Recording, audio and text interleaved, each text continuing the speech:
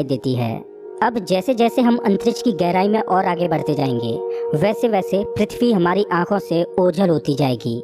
हमारा अगला पड़ाव है यूरेनस। प्राचीन समय में यूरेनस और नेपच्यून के बारे में कोई भी जानकारी नहीं थी, जब तक कि टेलीस्कोप का आविष्कार नहीं हुआ।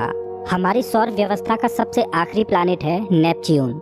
हमारा सोलर सिस्टम बहुत बहुत बड़ा है, लेकिन नेपच्यून के बाद भी हमारा सोलर सिस्टम खत्म नहीं हो जाता। अपने सोलर सिस्टम की गहराई में हम आगे बढ़ते हैं तो हम पहुंच जाते हैं कुइपर बेल्ट में, जो पिछली एस्ट्रॉयड बेल्ट से 20 गुना चौड़ी और 200 गुना ज्यादा फैली है।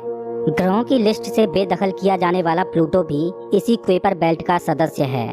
कुइपर बेल्ट में एस्ट्रॉयड बेल्ट से भी ज्यादा बड़े बड़े ऑब्जेक्ट्स मौजूद हैं, जिनकी खुद की ग्रेविटी की वजह से इनके चंद्रमा भी हैं। चलिए कुइपर बेल्ट को पार करके आगे चलते हैं। हमारी पृथ्वी से 13 बिलियन किलोमीटर दूर ये है सूर्य से सबसे दूर मौजूद ऑब्जेक्ट सेडना। ये एक बौना ग्रह है, जो एक ऐसा स्पेस ऑब्जेक्ट है जो सबसे दूर सूर्य की परिक्रमा कर रहा है। इसकी खोज 2003 में हुई थी। ये सूर्य की एक परिक्रमा 10,000 सालों में पूरी कर पाता है। चलिए अब अपने सोलर सिस्टम से बाहर का रुख करते हैं। अभी हम इंटरस्टेलर स्पेस में प्रवेश कर चुके हैं। देखिए देखिए, अंतरिक्ष की गहराई में ये क्या ट्रेवल कर रहा है। ओह, ये तो वॉयेजर 1 स्पेसक्राफ्ट है। यही तो इकलौता स्पेसक्राफ्ट है जो कि इंसानों द्वारा बनाई गई सबसे दूर मौजूद चीज है। ये पृथ्वी से अब तक 19 अरब किलोमीटर दूर जा चुका है। इस स्पेसक्राफ्ट ने अंतरिक्ष के काफी सवालों से पर्दा उठाया है। ये बंदूक से निकली बुलेट से भी 20 गुना तेज ट्रेवल कर रहा है। चलिए अपनी यात्रा को और आगे बढ़ाते हैं। अभी हम अपने सोलर सिस्टम की हदों से इतने दूर आ चुके हैं कि यहाँ से हमारा सूर्य एक आम तारे की तरह दिखाई दे रहा है, लेकिन इतनी दूर से भी इसकी ग्रेविटी को महसूस किया जा सकता है, क्योंकि अरबों की संख्या में यहाँ पर कॉमेट्स को देखा जा सकता है जो सूर्य की ग्रेविटी से बंधे हुए हैं।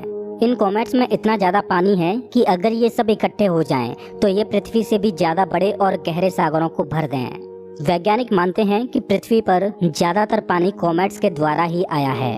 पेंसपर्मिया थ्योरी के अनुसार पृथ्वी पर जीवन कॉमेट्स के द्वारा ही धरती पर आया।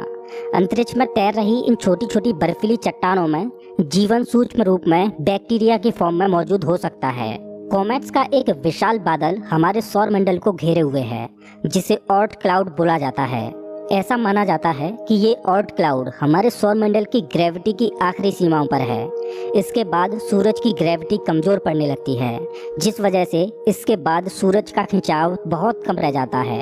अब यहाँ से आगे की यात्रा एक अननोन और रहस्यमय स्पेस में होगी, जहाँ घुप अंधेरा है। यहाँ इतना अंधेरा है कि हम अपनी आंखों से भी कुछ भी नहीं देख पाएंगे। यहाँ देखने के लिए हमें इंफ्रारेड विजन की जरूरत पड़ेगी।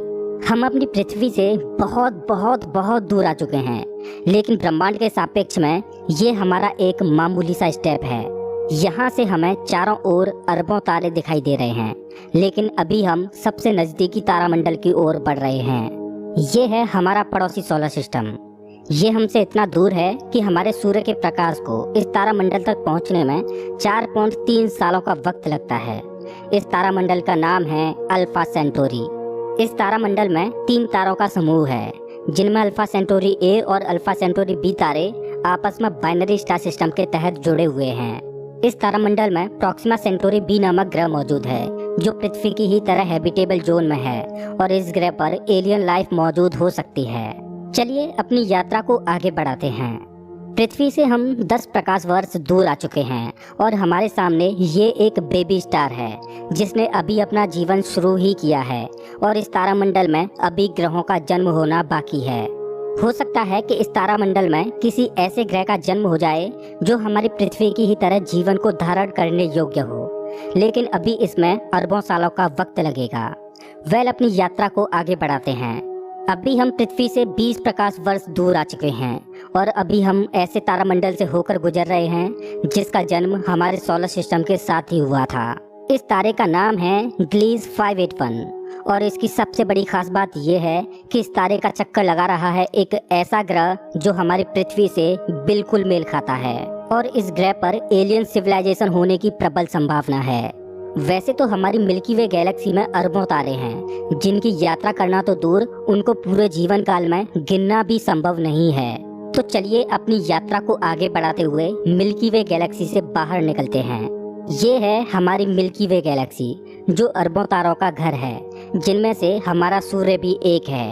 ये गैलेक्सी इतनी विशाल है कि अगर इसके एक छोर से प्रकाश ट्रेवल करे तो लाइट को भी इसके एक छोर से दूसरे छोर तक पहुंचने में 1,05,700 सालों का समय लगेगा। लेकिन ब्रह्मांड में मौजूद बड़ी बड़ी विशालकाय गैलेक्सियों के सामने हमारी गैलेक्सी कुछ भी नहीं।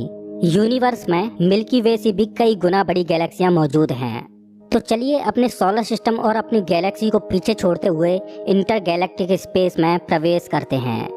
इंटर गैलेक्टिक स्पेस में प्रवेश करके हमें दूर दूर तक अरबों गैलेक्सियां दिखाई दे रही हैं, लेकिन ये सभी गैलेक्सियां झुंड में हैं और ये है हमारी गैलेक्सियों का झुंड, जिसमें हमारी गैलेक्सी मिल्की वे और अन्य पड़ोसी गैलेक्सियां मौजूद हैं। गैलेक्सियों के इस छोटे से झुंड को लोकल ग्रुप बोला जाता है। गैलेक्सियों का ये लोकल ग्रुप 10 मिलियन प्रकाश वर्ष में फैला हुआ है। जैसे जैसे हम अपनी यात्रा को आगे बढ़ाते जा रहे हैं, वैसे वैसे हमें अन्य गैलेक्सियों के झुंड दिखाई देते जा रहे हैं और उनमें भी हमारे लोकल ग्रुप की तरह गैलेक्सियां मौजूद हैं। गैलेक्सियों के कई लोकल ग्रुप्स को मिलाकर एक सुपर क्लस्टर बनता है। अभी हमारे सामने जो मौजूद है वो है वर्गो सुपर क्लस्टर। इसी वर्गो सुपर क्लस्टर में हमारी गैलेक्सियों का लोकल ग्रुप भी शामिल है और हमारी गैलेक्सियों का लोकल ग्रुप इस छोटे से पैच में है। अभी हम अपने घर से इतने दूर आ चुके हैं कि यहाँ से हम अपने सूर्य को तो छोड़ो, यहाँ तक कि अपनी गैलेक्सी को भी छोड़ो, हमारी गैलेक्सियों का लोकल ग्रुप ही एक छोटे से पैच के समान दिखाई दे रहा है। कितना विशाल है ना वर्गो सुपर क्लस्टर। इस वर्गो सुपर क्लस्टर में 100 से ज्यादा गैलेक्सियों के लोकल ग्रुप शामिल हैं और ये 110 मिलियन प्रकाश वर्ष में फैला हुआ है। चलिए अपनी यात्रा को और आगे बढ़ाते हैं। अरे ये क्या, जैसे जैसे हम आगे बढ़ते जा रहे हैं वैसे वैसे हमें वर्गो सुपर क्लस्टर जैसे अनगिनत सुपर क्लस्टर्स दिखाई दे रहे हैं। इस सुपर क्लस्टर्स के समूह को नाम दिया गया है लेनिया सुपर क्लस्टर और हमारा वर्गो सुपर क्लस्टर यहाँ पर है, एक छोटे से पैच के समान, जिसमें हमारी गैलेक्सियों का लोकल ग्रुप एक डॉट की तरह भी दिखाई नहीं दे रहा। ये लेनिया सुपर क्लस्टर 520 मिलियन प्रकाश वर्ष में फैला हुआ है, जिसमें लाखों वर्गो सुपर क्लस्टर्स जैसे सुपर क्लस्टर्स मौजूद हैं। चलिए अपनी यात्रा को और आगे बढ़ाते हैं। जैसे जैसे हम आगे बढ़ते जा रहे हैं वैसे वैसे लेनिया सुपर क्लस्टर भी छोटा होता जा रहा है और इतनी दूर से देखने पर लेनिया सुपर क्लस्टर भी एक छोटे से पैच की तरह दिखाई दे रहा है। ओह माय गॉड, मेरा तो दिमाग ही घूम गया। खैर अपनी यात्रा को और आगे बढ़ाते हैं। ये है हमारा ऑब्जर्वेबल यूनिवर्स, जिसमें हमारा लेनिया सुपर क्लस्टर एक छोटे से डॉट की तरह मौजूद है। लेकिन क्या यही हमारी यात्रा खत्म हो जाती है? क्या इतना ही बड़ा है ब्रह्मांड? जैसा कि मैंने अभी बोला, ये है ऑब्जर्वेबल यूनिवर्स यानी ज्ञात ब्रह्मांड। ब्रह्मांड के बारे में हम जो भी जानते हैं वो केवल यहीं तक जानते हैं। हो सकता है कि ब्रह्मांड का विस्तार आगे भी हो जो अनंत तक चलता जा रहा हो, लेकिन वहां से हम तक कोई प्रकाश ही नहीं पहुंच पा रहा हो जिससे हमें ऑब्जर्वेबल यूनिवर्स के बाहर का भी पता चल सके। वैज्ञानिक ये भी अनुमान लगाते हैं कि हो सकता है कि हमारे यूनिवर्स जैसे असंख्य यूनिवर्स और मौजूद हो सकते हैं, जिनमें हमारा ये ब्रह्मांड एक विशाल सागर में एक छोटी सी बूंद के समान हो। खैर मल्टीवर्स यानी एक से ज्यादा ब्रह्मांडों का अस्तित्व है कि नहीं ये कोई नहीं जानता और ना ही हमारे पास मल्टीवर्स यानी महाब्रह्मांड के कोई सबूत हैं। लेकिन ये तो तय है कि ऑब्जर्वेबल यूनिवर्स ही ब्रह्मांड का अंत नहीं हो सकता, इसके बाहर भी कुछ न कुछ मौजूद है जिसका हमें कोई भी ज्ञान नहीं। लेकिन वो क्या हो सकता है? हो सकता है कि हमारा ऑब्जर्वेबल यूनिवर्स भी महाब्रह्मांड में एक छोटे से पैच के समान हो।